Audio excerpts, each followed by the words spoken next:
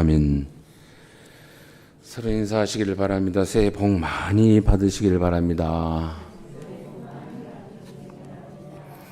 새해는 더욱 흥하시기를 바랍니다. 우리 아이들 코를 풀게 할 때도 흥해라 그러잖아요. 코 푸는 것도 흥하라 해서 잘 되기를 바랍니다. 코를 풀지라도. 그래서 흥하여야 한 번 더 인사를 합시다. 체험함으로 더욱 확신하는 믿음이 되시기를 축복합니다.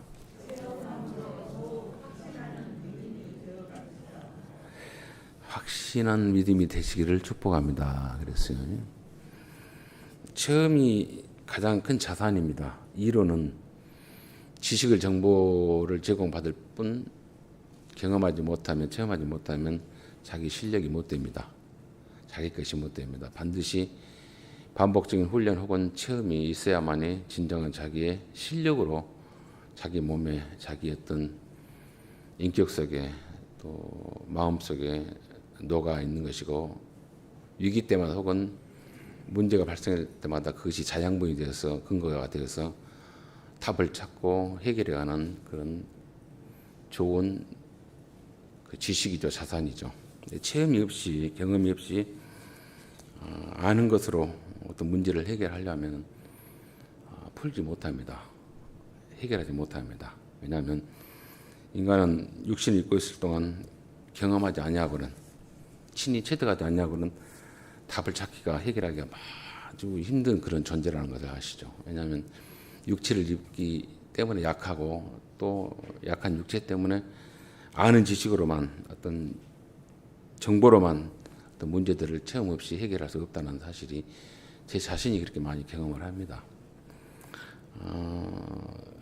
일어나서는 안 될 그 사건들이 참 근래에 또 얼마 되지 않았지만은 상상할 수 없는 일들이 많이 있어서 우리가 많이 마음들이 무겁습니다.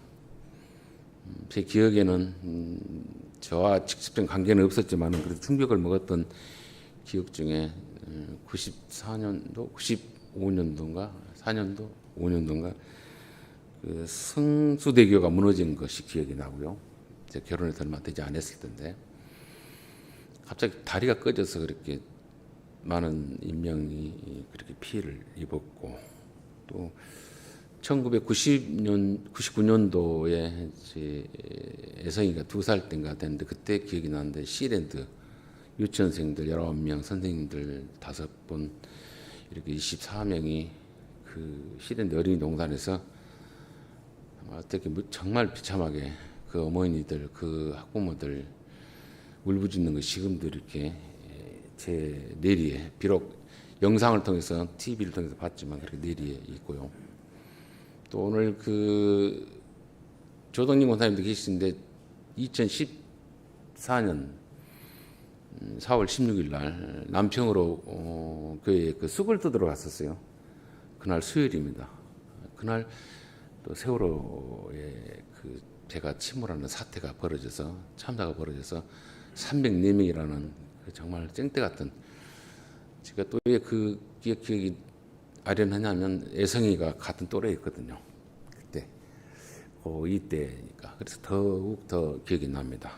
그리고 그런 어떤 충격적인 일을 보면서 그런 일은 더 이상 이 나라에서 일어나지 않을 거라 생각했는데 지난 작년 10월 29일 날은 또 이태원에서 참 기가 막힌 그 인재들이 많더라고요. 거기에는 변호사도 있더라고요. 젊은 그 변호사도 있고 아주 그 탁월한 달란트를 가진 정말 귀하고 예쁘고 멋있고 그런 젊은이들이 정말 상상할 수 없는 이해할 수 없는 그런 상황 속에서 운명을 달리하는 대참사를 겪는 그래서 그 부모들 유가족들은 얼마나 힘이 들까 불시에 그렇게 일을 겪었을 때 그 아픔들 고통들 그 억울함들 서러움들 분함들을 어떻게 감당할까 그런 생각을 해보면서 하나님을 믿지 아니하는 사람들이 이렇게 말할 겁니다. 신이 있다라면 과연 그럴 수 있을까라고 하는 원망을 하겠죠.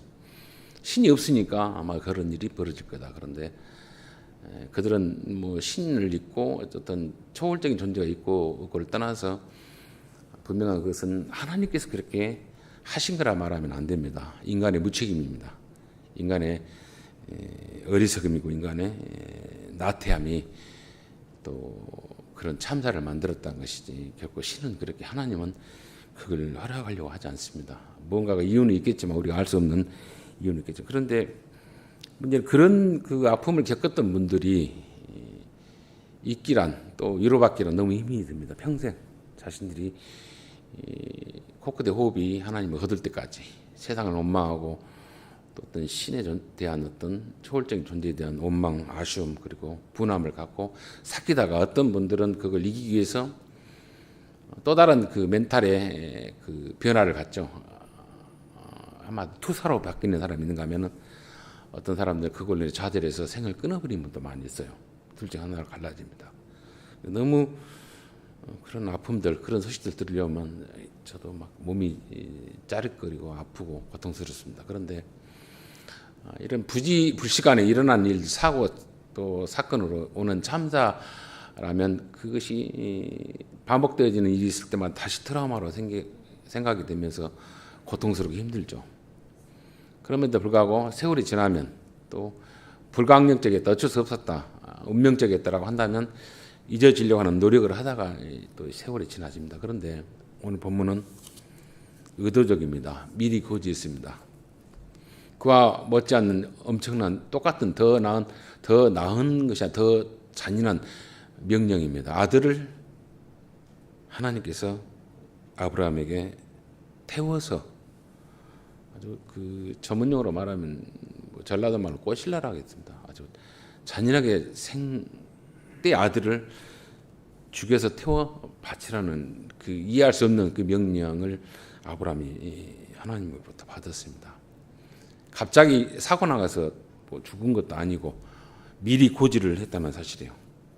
그 고지를 받았던 그 상황 속에 아브라함의 그 충격, 아브라함의 그 감당할 수 없는 아픔들, 그것이 도대체 우리에게는 어떤 그 도전을 주는 것이고 또 믿음의 어떤 큰 성숙을 우리에게 허락하시니까 성경 결코 이유 없는 내용들을 기록하지 않습니다.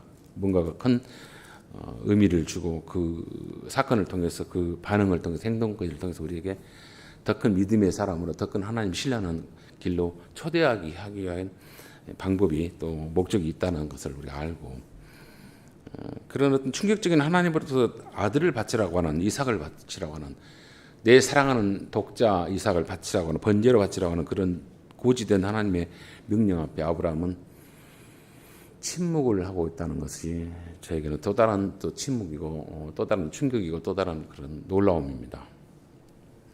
왜냐하면 아브라함이라고 하는 사람은 저희와 똑같은 어떤 그 중심이 바로 잡히지 못하는 상황에 따라서 어떤 길을 떠나버리기도 하고요, 아내를 팔아버리기도 하고요, 또 불평하기도 하고요, 그런 어떤 자기의 경험에 따라서, 자기의 이익에 따라서, 자기의 어떤 필요에 따라서 자주 중심이 바뀌었던 시계추처럼 이랬다 저랬다는 사람입니다. 그런 사람이 믿음의 어떤 멘토로, 모델로 하나님께서 세웠다는 것은 아마 우리에게도 그러한 길을, 그러한 어떤 멘토가 되기를 바라는 의도에서 이런 허술한 사람을 하나님께서 불렀다는 것입니다.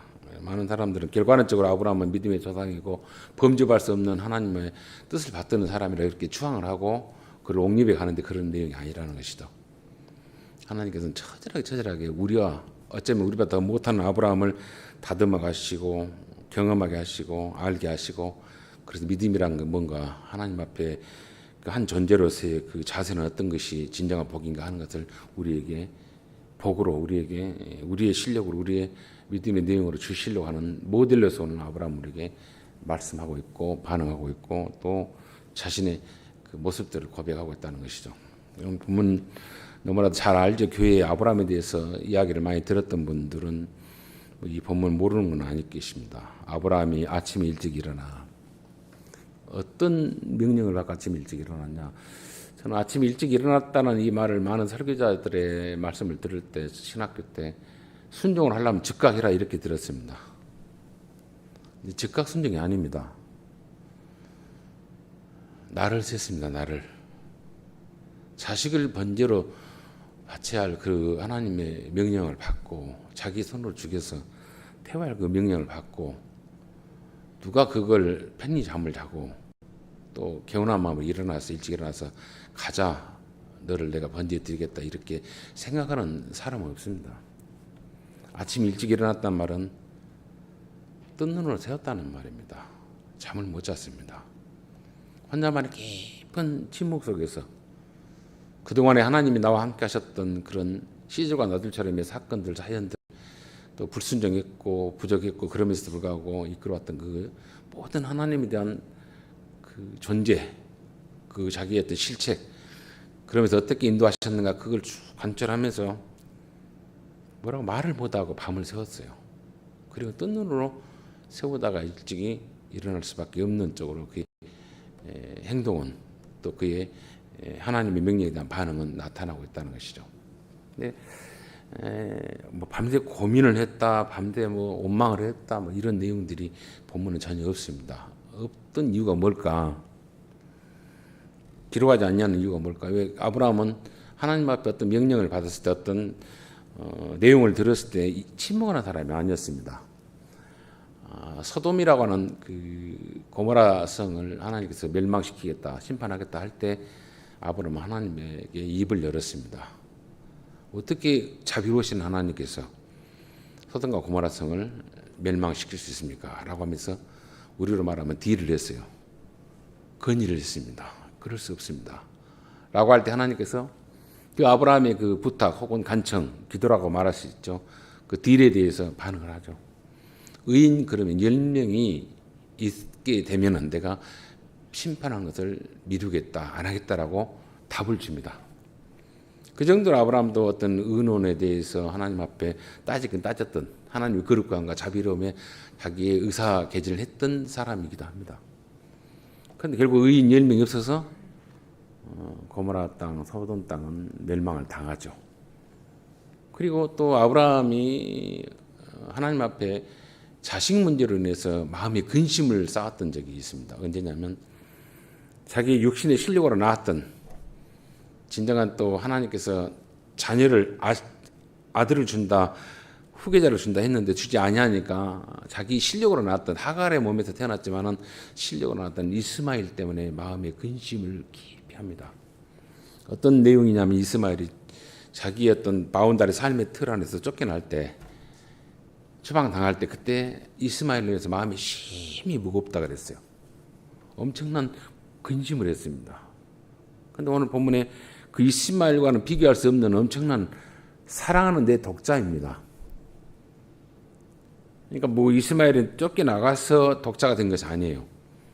유독이 하나님께서 자기의 실력이 아닌 하나님께서 인간의 이성으로 혹은 어떤 지식으로 혹은 상식으로 받아들일 수 없는 그런 방법으로 약속으로 얻었던 사라를 통해서 얻었던 그 아들을 바치라 할 때 이해를 할 수 없죠.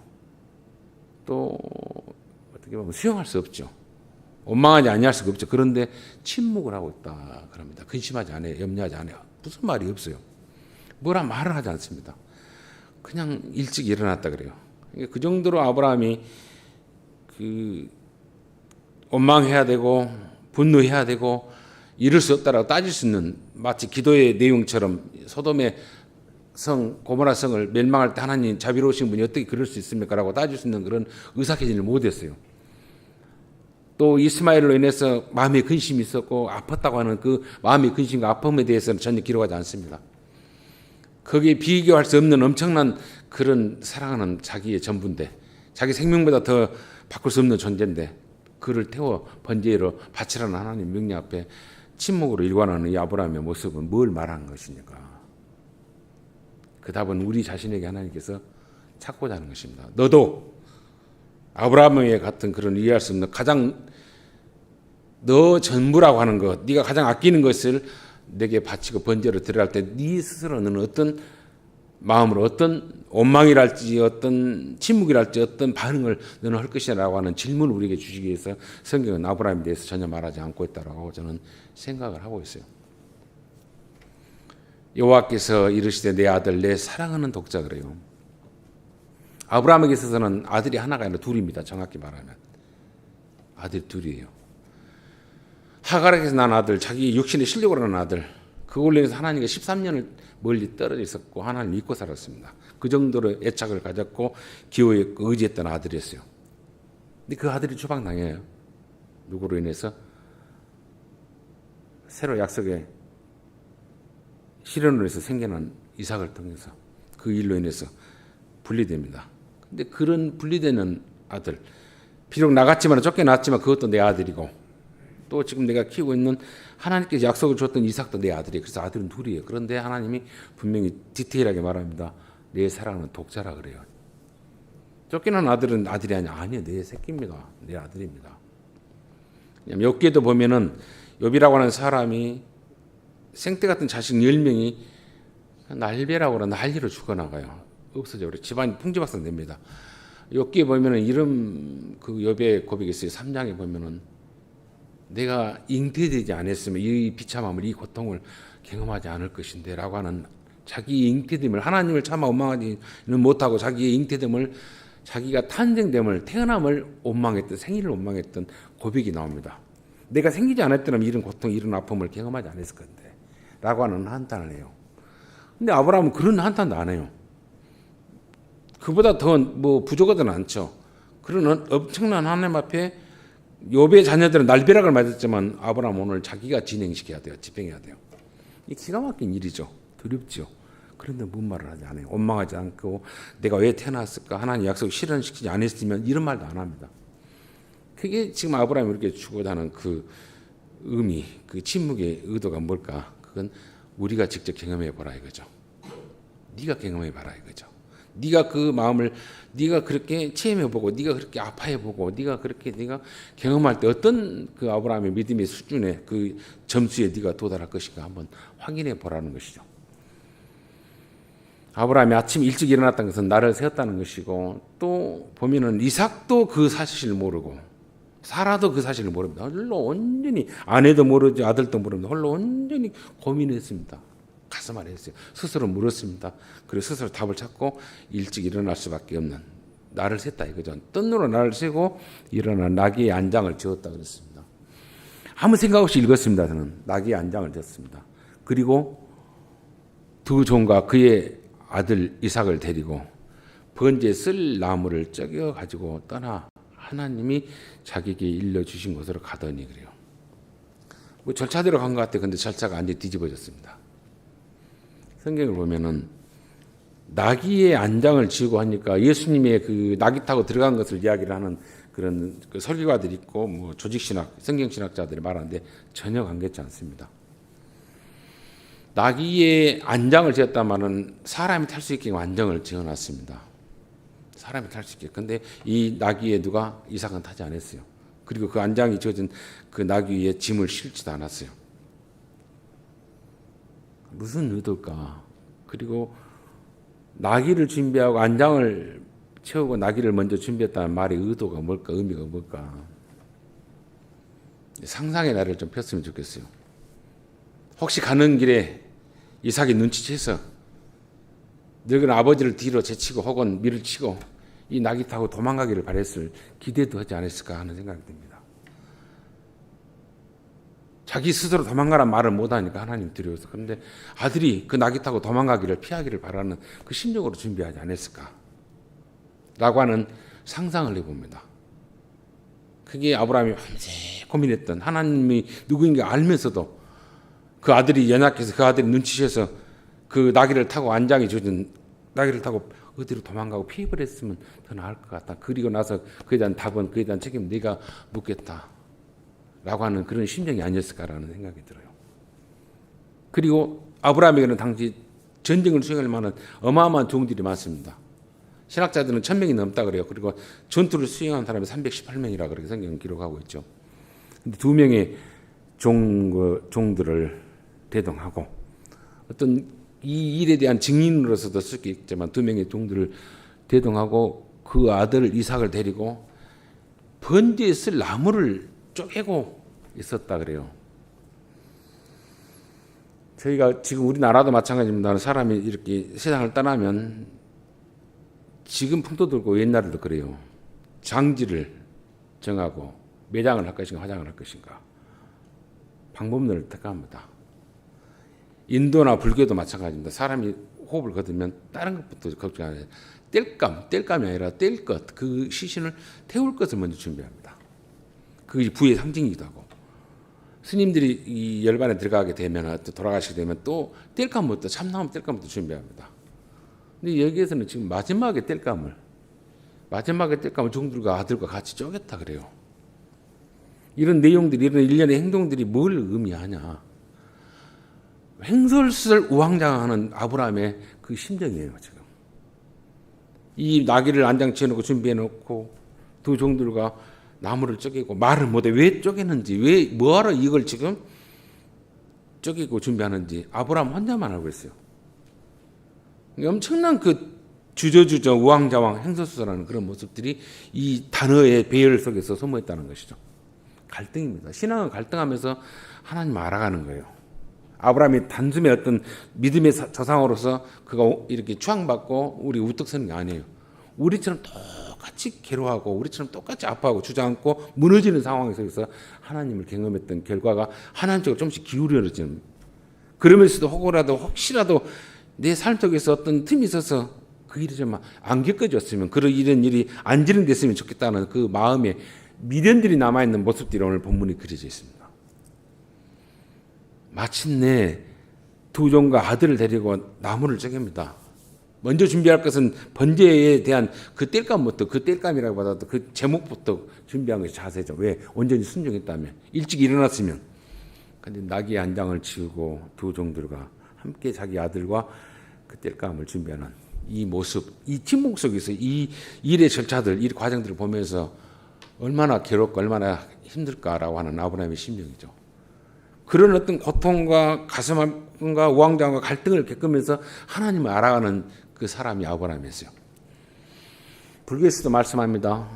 도노 점수라고 하는 표현들이 있어요. 단번에 깨닫고 단번에 득도한다. 그리고 수행에 마침표를 찍는다라고 하는 그런 어떤 수행법이 있고 깨달은 법이 있습니다. 그런데 도노 점수가치로 우리가 그걸 꼭 따르지는 않지만 하나님을로 우리가 인해서 구원을 받는다라면 하나님 점점 알아가는 것은 우리의 삶의 시절과 나들처럼 많은 사연들이 있어요. 경험들이 있어요. 충격들이 있어요. 아픔들이 있어요. 그때마다 다 고비고비할 때마다 경험하고 난 뒤에 내 실력이 되고 내 믿음이 되는 거예요. 그리고 하나님을 내가 이해하고 알아갑니다. 그러면서 더 큰 문제가 있고 더 고통스러운 일이 있을 때 내가 어떤 하나님 원망하지 않냐고 하나님 쪽으로 기울어지는 믿음의 사람으로 내가 바뀐다는 것이에요. 하나님은 그런 분입니다. 그냥 단번에 믿어라, 단번에 맹신을 요구하고 단번에 광신을 요구하는 하나님이 아니세요. 그래서 신앙이라고 하는 것은 뭡니까? 점점 내가 육신을 자란 것처럼 디테일하게 자라납니다. 경험함을 통해서. 그래서 믿음의 사람이 되어가는 거예요. 결실을 해갑니다. 사람들이 어떤 선한 일을 한번 했을 때 그걸로 인해서 3년 전에 노루머리 때렸던 막대기 지금도 울고 먹는다고 자랑하는 걸로 해서 그것이 부끄럽고 그것이 미안하고 그것이 어리석었다는 걸 알게 되면서 침묵하죠.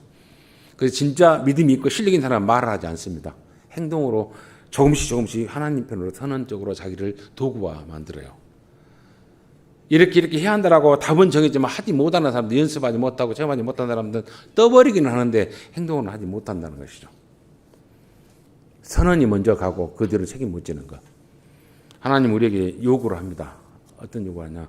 아브라함이 그렇게 갈등을 했고 아브라함이 고통을 경험했던 것처럼 너도 그런 고통, 그런 주저, 자식 받자는 하나님 없습니다. 이제는 안 해요. 단회적으로 한 번만 딱 그랬지 두 번 다시 아브라함이 번제를 바치라고 했던 그 이삭을 내놓으라는 하나님 없어요. 그런 심정, 그런 고통, 그런 두려움이 임할 때 아브라함은 그냥 단순히 광신도처럼 명신자처럼 바치거나 죽이거나 하는 일을 하지 않았다는 것이죠. 정말 가슴 아리랬고 정말 깊이 묵상했고 하나님을 경험했던 것을 다시 한번 되새겨 가면서 관조해 가면서 하나님의 뜻에 자기를 점점 내놓는 그런 모습으로 그가 바뀌었다는 것을 이야기하고 있어요. 횡설수설 우왕좌왕했습니다. 너무 혼란스러웠어요. 하나님과 협상하고 하고 싶었지만 할 수 없는 그 하나님이라는 걸 알고 있었어요. 누가? 아브라함이. 왜냐하면 그동안의 그 내용들을 보면 아브라함이 얼마만큼 횡설수설한 사람이냐면 하나님이 자녀를 주지 않냐니까. 우리가 롯에 대해서 이야기를 합니다. 이 창세기 15장에 보면은 롯의 재산이 많고 아브라함도 재산이 많아요. 조카입니다. 자녀가 없었어요. 조카가 동행을 했었고 그가 거부가 되죠. 자기도 거부가 되고 자기 때문에 재산이 많으니까 분쟁이 생겼다 그랬습니다.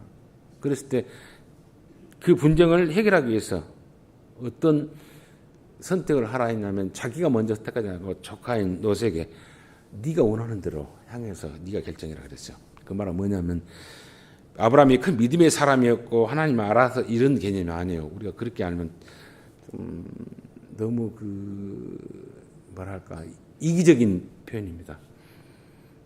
아브라함이 자녀가 있기 때문에 롯을 조카 롯을 자기 상속자로 생각해서 그래서 네가 원하는 대로 택해라 그래요.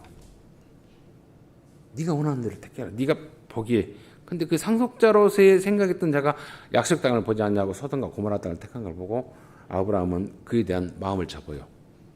그리고 나서 다멕스 사람 엘리에셀이라고 하는 자기 종입니다. 몸종 노예를 자기 상속자로 삼아요 또. 그리고 나서 하나님께서 사라의 권면을 통해서 하갈을 통해서 또 아들을 주니까 그 아들을 또 상속자로 생각을 합니다. 그만큼 하나님의 약속에 대해서 이랬다 저랬다 믿었다 의심했다 믿었다 의심했다 기다리면서 반복의 실수를 했던 사람이에요. 우리가 똑같아요. 우리가 똑같은 사람입니다. 그러면서 하나님을 점점 알아가는 사람이었고 하나님에 대해서 믿음의 반응을 했던 사람이에요. 우리에게 아브라함에게 믿음의 조상으로 믿음의 모델로 우리에게 붙여진 것은 너희도 똑같아요. 우리도 그런 실수 그런 무너짐이 있습니다. 우왕좌왕이 있습니다. 그런 사람들이 우리가 내 사랑하는 독자 하갈에게서도 이스마엘은 독자고요. 사라에게서도 이삭은 독자입니다. 아브라함에게 있어서는 아들 둘이에요. 그런데 네 사랑하는 독자라고 하나님이 디테일하게 딱 지명해 버립니다. 절대적인 독자, 포기할 수 없는 그걸 내게 바쳐라. 내게 번제로 태우라라고 할 때 내게 그런 질문을 줄 때 나는 어떤 반응을 해야 되는가? 보면은 못한 설교지만 그 경기라고 합니까? 눌려 있습니다. 어떻게 하면 하나님의 말씀을 더 깊이 묵상하고 성도들이 알아듣는 것도 중요하지만 내가 먼저 더 그 말씀 옆에 하나님 앞에 내가 반응하는 사람으로 살고자 하는 그리고 은혜를 받고자 하는 몸부림의 세계는 많이 있습니다. 다행히 코로나로 인해서 많은 설교를 할 수 있는 그런 기회는 사라졌었지만은 많은 설교할 때는 거의 죽도 아니고 밥도 아닌 시기였죠. 그런데 이렇게 한번 설교를 준비할 때 나를 셉니다. 거의 마치 아브라함이 어떻게 해야 할까 반응한 것처럼 물었다 희집었다 하는 것처럼 나를 세요. 나를 그렇게 나를 세고 고민해서도 어떤 하나님 말씀을 최선을 다해서 드러내는 데에 미약하고 연약하고 또 알리게 하고 그렇게 살게 하는 데 연약한 것이 저예요. 고민합니다. 그리고 후회합니다. 더 나은 하나님의 말씀을 하나님의 뜻을 이렇게 살펴보고 드러내야 될 것인데 그래야 경험해야 할 것인데라고 하는 아쉬움들이 있죠. 아쉬움들이.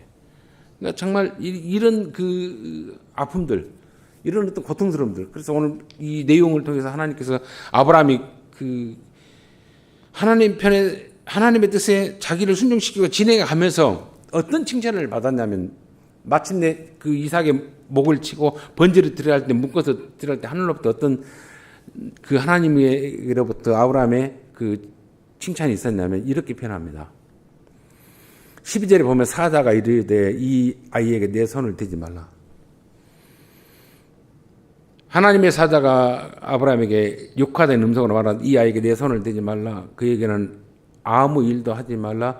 네가 내 아들을 내 독자까지도 그래요. 내가 내 아들 내 독자까지도 내게 하나님께 아끼지 아니하였으니 그래요. 아끼지 아니하였으니 안 아꼈다 그럽니다. 이 아끼지 않았다는 단어가 무슨 뜻이냐면 하사크라는 단어예요. 하사크라는 단어 두 가지 뜻입니다. 하나는 어떤 위기에서 끄집어내다라는 뜻이기도요. 어떤 어려움에서 끄집어내다라는 세이브한다는 뜻이기도 하고요. 또 하나는 뭡니까? 너무 아까워서 너무 포기할 수 없어서 움켜진다는 뜻이기도 합니다. 너 독자, 네 아들 이삭을 네가 그 죽음에서 꺼내지도 않냐고, 네가 네걸 만들기 위해서 움켜쥐지도 않냐는 그 모습을 내가 봤다라고 말합니다. 그러니까 이걸 빼내고 이걸 구원해내고 이걸 그냥 숨겨버리고 싶은 마음도 있는데 움켜쥐고 하나님 못 주겠다라고 하는 그 마음도 있는데 그걸 하나님 앞에 내놨다는 것을 아브라함이 하나님의 사자로부터 인정을 받고 또 칭찬으로 답을 찾는 것. 이게 단번에 이루어지는 게 아니라는 것입니다. 경험했고 고민했고 물었고 알아갔던 걸로 해서 결론은 하나님 앞에 내가 거부할 수 없다는 것. 그리고 그 아브라함에게 이삭은 어떤 존재냐면 돌이켜 보니까 이 아이는 내가 만들었던 것이 아니고 내게 스스로 내 실력으로 만들었던 애가 아니라는 걸 알게 됩니다. 그래서 많은 사람들이 불시에 당했던 고통이든지 혹은 뭐 어떤 알고 있는 그런 어떤 상황 속에서 오는 고통, 두려움, 공포랄지 그게 너무 깊어서 힘들어서 두려워서 살고 싶은 마음이 없다 할지라도요. 지나 보니까 내가 숨쉬는 것까지도 하나님이 주관하고 있고 주장하고 있다는 걸 알면 그때 원망이 안 생겨요. 그때 눈을 뜹니다.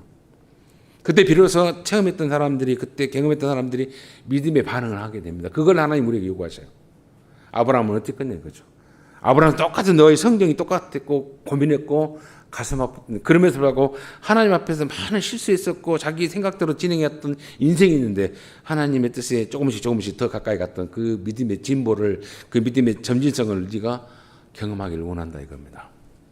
그래서 아브라함의 침묵을 통해서 제가 이 한 해는 뭐냐면 그냥 어떤 형식적인 종교인이 아니라 어떤 그냥 할렐루야 하니까 아멘으로 받아들이고 근거 없는 어떤 내용도 없는 맹신 광신자가 아니라 하나님 깊이 아브라함처럼 침묵하면서 스스로 물으면서 질문하면서 경험을 통해서 하나님 그때 어쨌는데 아쉬웠는데 그때 내가 더 잘못했는가 하나님이 나를 서운하겠는가 돌이켜보면서 간절하게 하면서 하나님을 알아가는 이 한 해 더 깊이 체험하게 하는 그리고 더 신뢰하는 그런 칭찬을 받는 한 해 그게 내 인생에 있어서 우리의 신앙 속에서 믿음 속에 있기를 바라는 마음에 의해서 오늘 아브라함의 그 침묵에 대한 제목을 가지고 오늘 말씀을 생각한 것이죠.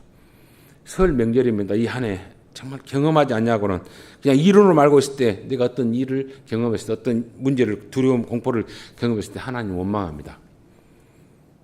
하나님을 원망해 하나님 앞에 회의함을 갖습니다. 보통 사람들은 우리가 신앙이 좀 수준이 나타나면 하나님께서 이런 요청을 한다면 야 때려치고 그냥 교회가 뭐고 필요 없이 다니지 말자 그렇게 할 거예요. 근데 하나님은 우리에게 그렇게 말하지 않습니다. 너 못지않게끔 갈등이 있고 너 못지않게끔 두렵고 공포 속에 있어서 깊은 침묵과 깊은 사색 가운데 그리고 답을 하나님께 찾았던 아브라함을 통해서 나의 믿음의 어떤 진보를 변화를 물어보고 있어요. 나름 예수를 믿었습니다. 신앙생활 했습니다. 어떤 종교적인 행위든지 어떤 관념적이든지 어떤 추상적이든지 어떤 실체적인 일이 했습니다. 우리에게는 분명히 믿음이 있긴 있어요. 어떤 믿음의 열심도 있어요. 그리고 실력도 있고 내용도 있습니다. 그런데 아브라함이 경험했던 이 침묵, 아내에게도 말할 수 없었습니다. 아들에게도 말할 수 없었습니다. 우왕좌왕 갈등을 했어요. 이 낙이 안장 차고 그냥 아들이 도망갔으면 좋겠다는 어떤 방책도 만들어내 놨습니다. 그러다가 땔감 나무를 그 번지에 쓸 나무를 쪼갰습니다. 그때 물어보기를 바랬습니다. 그런데 침묵합니다. 모릅니다. 뭐가 달리 다 있는 줄 알았죠. 그러면 자기만 혼자 알면서 사전에 이렇게 말합니다. 제3일에 아브라함이 눈을 들어 그곳에 멀리 바라본지라. 이 3일 동안의 출발 행보는 너무너무 무섭습니다. 너무너무 고통스러운 거예요. 이 3일이라는 신앙 새해가 되면 우리가 작심삼일이라는 말을 많이 씁니다. 올해는 뭐 술을 끊어야 한다, 뭐 담배를 끊어야 한다, 뭐 노름을 안 해야 한다, 뭐 잡기를 안 해야 한다, 또 하나님 앞에 시간을 내서 더 기도해야 되고 성경을 몇 장 본다, 뭐 이런 나름대로 결심하죠. 3일이 못 가고 뭐 그렇게 스스로 부도를 내보고 스스로 그냥 약속 폐기해버리는 그런 억지 박약함이 있다. 근데 매번 3일만 실패했고 3일 만에 무너지면 그 4일째 된 날 또 3일간 결심하시면 반복적으로 하다 보면 이가 날 것입니다. 꼭 새해만 돼서 하지 말고 3일째 되면 또 무너지면 또 3일 동안 작심하세요. 반복하는 겁니다. 신앙은 반복이에요. 경험입니다. 순종의 경험이고 체험의 경험이고 느낌의 경험이에요. 그래서 내 실력으로 만들어가야 돼요. 나의 어떤 믿음으로 만들어가야 됩니다. 오늘 말씀을 보면 그렇게 말합니다. 자신의 상속자라고 생각했던 롯이라고 하는 아이의 어떤 잘못된 그 선택의 지역의 선택 또 그놈에 대해서 기대를 내가 저버리고 다메섹의 출신 이방인의 그 엘리에셀에 대한 기대 그 녀석도 안 되니까 하나님께서 자기 실력으로 줬던 그 하갈에서 난 아들 이스마엘을 통해서 자기가 상속자로 생각하면서 그 마음에 힘을 줬다. 13년 동안 하나님과 멀리 떨어졌던 그런 어떤 그 안정된 삶, 그리고 유로의 삶.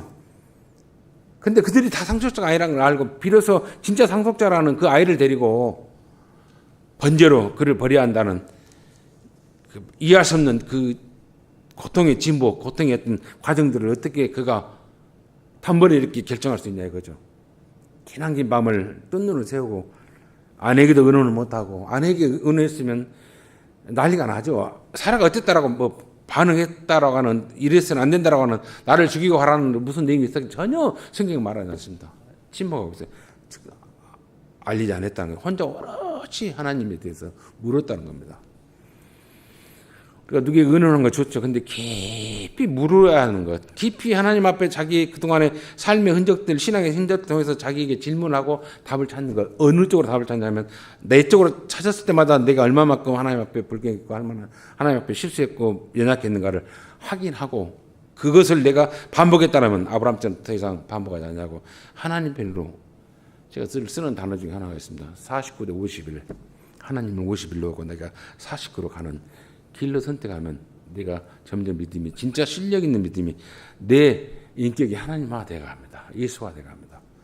그것을 아브라함이 그렇게 경험했고 침묵했고 결정했던 것처럼 행설설했던 그런 우왕좌왕했던 가운데서 그가 믿음의 사람으로 변화된 것처럼 오늘 이 한 해 2023년도 구정설이죠. 작심 3일 동안 새해 어떤 마음의 문제를 마음에 어떤 결심했다면 그게 무너져서 또 결심하십시오. 체험을 통해서 하나님의 편에 서겠다. 하나님의 뜻을 내가 붙들겠다라고 하는 거. 아내에게도 의논을 하지 않았습니다. 아들에게도 말하지 않았습니다. 침묵의 첫걸음입니다. 그래. 내 안에 계신 하나님께 내가 묻겠다. 그리고 그 하나님의 뜻에 내가 순복하겠다라고 하는 출발. 이게 오늘 설 명절을 맞는 저와 여러분들이 가져야 할 다시 한번 고백이고 다짐이고 비록 작심 3일이 됐지만 4일째 다시 이 작심을 하십시오. 그래서 하나님을 내가 더 깊이 알아가는 누구에게 말을 떠버려서 누구에게 어떤 자랑을 해서 누구에게 나를 포장하기 위해서가 아니라 하나님으로부터 하사크 그래요. 아끼지 않았다. 빼돌리지 않았고 움키지 않았고 아끼지 않았다. 하사크 그 믿음을 내가 받다라고 하는 그 칭찬을 듣는 이 한 해요. 여러분들의 믿음과 신앙이 되기를 주의 이름으로 축원을 드립니다. 좋으신 우리 아버지 은혜를 감사합니다. 무지하고 연약한 우리의 신앙이었습니다. 올 한 해는 아브라함처럼 하나님을 더 깊이 체험하며 그 하나님으로 인하여 더 신뢰를 높이며 진정한 믿음의 길을 걷는 이곳에만 우리의 권속들이 되기를 원합니다. 모든 일의 진행과 결정을 하나님의 뜻에 맞춰가면서 진정 해결을 얻는 길은 나의 결정이 나의 마음속에 나타나는 것이 아니라 하나님이 기뻐하는 것으로 내가 순복해 갈 때 진정한 해답이 있고 응답이 있고 문제에 답이 있다는 아는 저희들 되게 하여 주옵시고 특별히 이 한 해가 지나갈 때 또 그 끝자락에서 너는 내게 있어서 아끼지 아니했다라고 하는 하사크의 믿음을 천사로부터 들을 수 있는 복된 순복의 길이 우리 가운데 있도록 큰 은혜 더하여 주옵소서. 의심스러울 때, 답답할 때, 두려울 때, 공포 들어올 때 아브라함처럼 깊은 침묵으로 기도로 하나님께 물으며 답을 찾는 지혜로운 자, 기도의 사람 이곳에 있는 할머니 모든 권속들이 주의 권속들이 그 길을 걷는 복이 이 안에 있도록 오늘 이후로 있도록 주님 저들을 붙잡아 주시고 감동시켜 주시고 인도하여 주옵소서.